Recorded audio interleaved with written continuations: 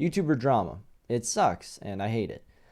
Something else that sucks and I hate is cancel culture, which is what I'm going to be talking about in today's video. If you haven't heard, about a month ago, um, YouTuber Pyrocynical was accused of grooming a 15-year-old.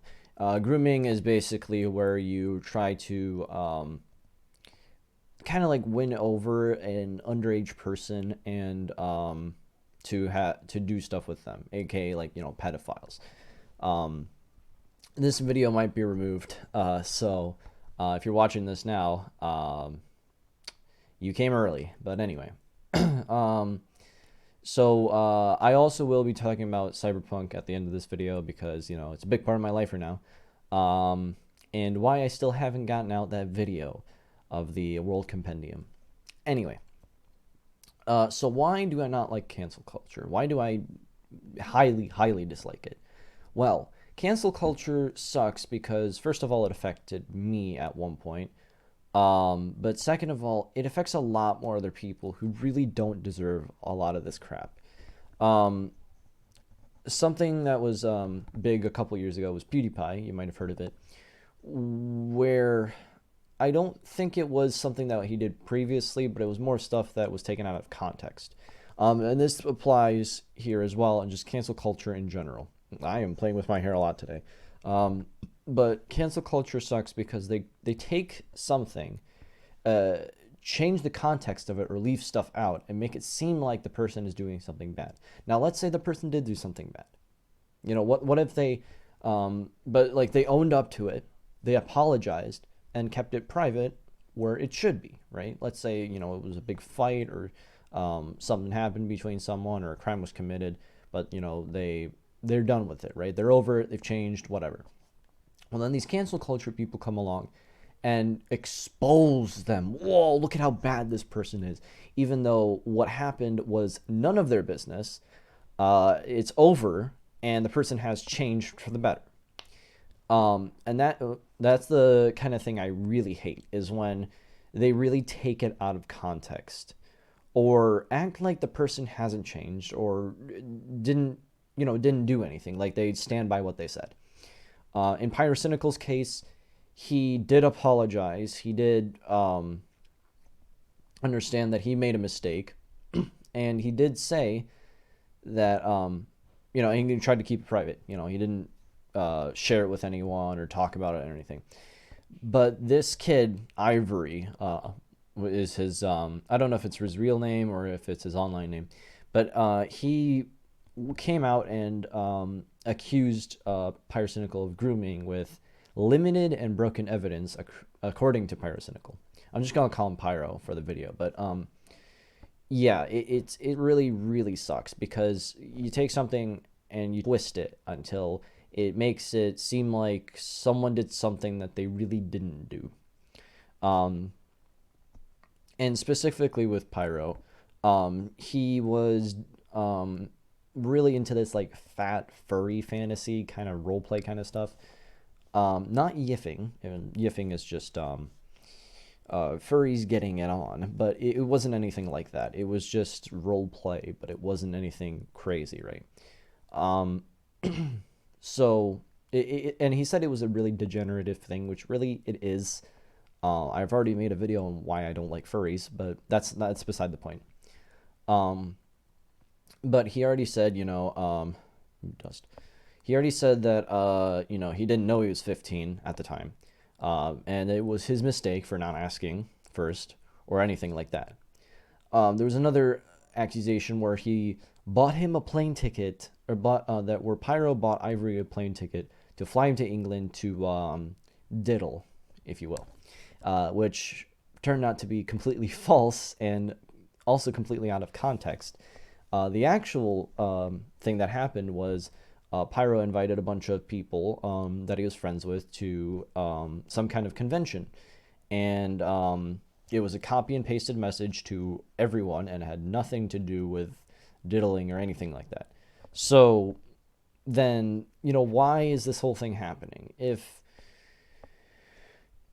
this is really true, then why should you expose someone? getting back to cancel culture in general, but like, why should you expose someone on the internet? That solves nothing. That just makes their life a living hell that they don't deserve. I think if you really feel like you were groomed or anything similar to that, right? Something to do with like crime or um, or something that could have led to a crime, that should be taken to the authorities or to someone you trust, higher ups, right? That should be kept private, not shared around the internet and taken out of context. Um, I can also relate to this, but in my case, there was less of taking it out of context. Things that I said were wrong. And the thing is, I admit that I was wrong. I told people that, or I tried to force my views on people. And that's wrong, and I admit I'm wrong. Um, and, I've gotten over it. I've changed. I will never go back to that because I understand that that's a bad thing to do. And I'm glad that I can, and other people can. But because of cancel culture, it's sometimes hard for those other people to do that, to get over it and to change. Because they just, people just take their past and act like it's their present. The, the past does dictate a lot of who you are, but the present is what you can change for the future, right? The present is really the biggest, the, or recent past and present are the biggest contributor to your future, not your like long ago past, right? Not like 5 years ago past, or well, in Pyro's case, 4 years ago. For me, two. I don't know, but yeah, I hate cancel culture and that kind of thing, because like if someone now if in a good way, right? If someone did something bad and they didn't apologize for it, and they, you know, and it's not like a crime or anything. It's just someone being a scumbag. You can say, hey, this person was being a scumbag, and they didn't apologize and nothing. They just acted like it's normal. That's more or less okay. I wouldn't say I advocate for it, but I won't get mad if someone does that, because it's like, well, you have a reason. But if someone really does try to keep it private because it's solved, it's over, they made a mistake, and they've tried to either fix it or fix themselves, but then it's like, oh yeah, I'm gonna expose this person for something that happened long ago and was I'm gonna take it completely out of context. That's a bull crappy. That's just a bad thing to do. It's a crappy thing to do. It's a scumbaggy thing to do.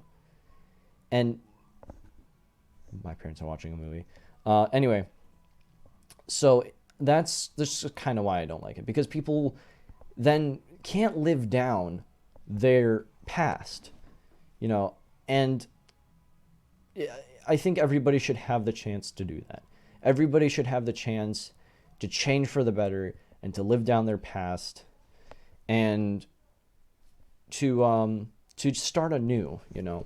Um, there are people who are inexcusable, like Hitler, Stalin, all those idiots, right? But there are people who did bad in the past, but because they had the chance to change, wow, they're actually a great person. Look at Freddie Mercury. He was not a very nice person. His ego was way too big, and he just kind of did whatever people told him to do. Well, one person, and his name was Paul. But after he took a second to think, and he thought, you know what, I'm going to change. I'm going to be myself, and I'm going to be a better person. And he became a good person, and people liked him for that. And the band Queen was saved. I mean, it was almost going to be a solo thing, but because he changed, he got back together with the band. And if he was exposed for all that crap and he was not able to live that down, we wouldn't remember so many great songs from Queen, and everybody would have a bad a perception of Queen, like, oh, they crashed and burned because Freddie Mercury decided to be a terrible person for the rest of his life, which didn't happen because he was able to change. So please, if you are into the cancel culture stuff, just shut up. Just shut up and let people handle it privately. Shut up and let people, be ashamed of themselves. Shut up and let people have the chance to change, because people can change. Yeah, so again, a little bit of a controversial video, but I I would like to exert my First Amendment right to say these kinds of things. So yeah, right now I'm going to talk about Cyberpunk, aka this game. So I was going to read the World Compendium. I said it wrong again. This World Compendium. It's right there. I can't read. I don't read English. It's my second language. But I was gonna read it, and I had the videos done, or the video of me reading it done. But I tried to edit it on this piece of garbage. And for some reason, there was this glitch where I tried to put a picture of the page I was reading onto the screen, and it would just go up for a split second and then disappear. So I couldn't actually do the thing I wanted to do. And I'm sorry about that. I'm going to have to postpone it. But unlike Cyberpunk the game, postponing it is actually going to make it a somewhat quality video. Obviously, I'm not going to be able to do the pages. I'm not going to be able to show the pages. I'm just going to kind of have like the book to the side and read it. And I'll have subtitles so you guys can follow along in at least subtitles, right? But I'm not going to be able to actually put the pages on the screen, which sucks, but I'm just going to have to roll with it. So, yeah, thanks for watching this video, and I will see you guys in the next one. Peace.